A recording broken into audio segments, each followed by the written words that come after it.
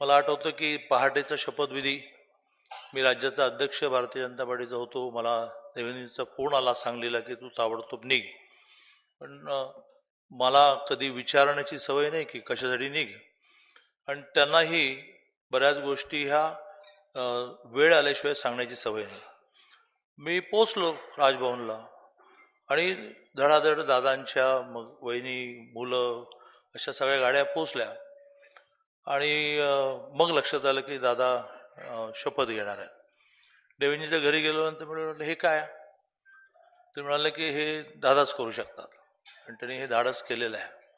ते धाडस त्यांनी नंतर पुन्हा एकदा केलं आणि राष्ट्रवादीतून बाहेर पडून ते सरकारमध्ये सहभागी झाले. असं परिणामांची काळजी न करता उडी मारण्याची सवय ही दादांमध्ये होती. त्यामुळेच ते खरं म्हणजे इतक्या मोठ्या स्थानापर्यंत पोहोचले. कुठलंही खातं येवो त्याचं आकलन करणं हे त्यांचं मोठं वैशिष्ट्य होतं.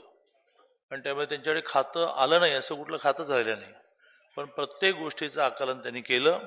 यासाठी अभ्यास करण्याची वृत्ती आणि नम्रपणे स्वीकारण्याची वृत्ती की हे मला माहिती नाही, हे जरा मला माहिती करून द्या.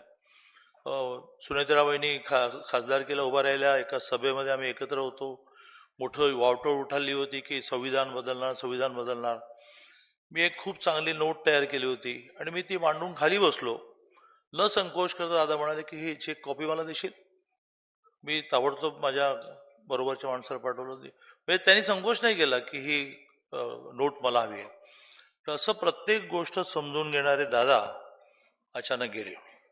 विठ्ठलराव मणियारांचं इथे भाषण झालं. मला ते भाषण ऐकताना असं वाटलं की इथेच शोकसभा संपली पाहिजे.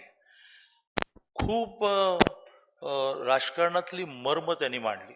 कमी बोलले ते, पण कमी बोलताना ते त्या कमी वाक्यातून खूप बोलले की नाती कशी अशा सगळ्या घटनांनंतर संपत नाही. दादाने त्यांच्याकडे येऊन कशी खंत व्यक्त केली.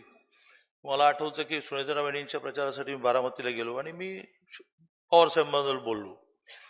मला सुनेत्रा वहिनी उमेदवार असतानाही त्यांचा फोन आला की दादा उद्यापासून तू बारामतीमध्ये प्रचाराला यायचं नाही. पवार साहेबांबद्दल असं बोललेलं मला चालणार नाही. तर हे जे हळवं मन असतं ते फार दादांसारख्या राजकारणाला फार कमी वेळा व्यक्त करायला मिळतं.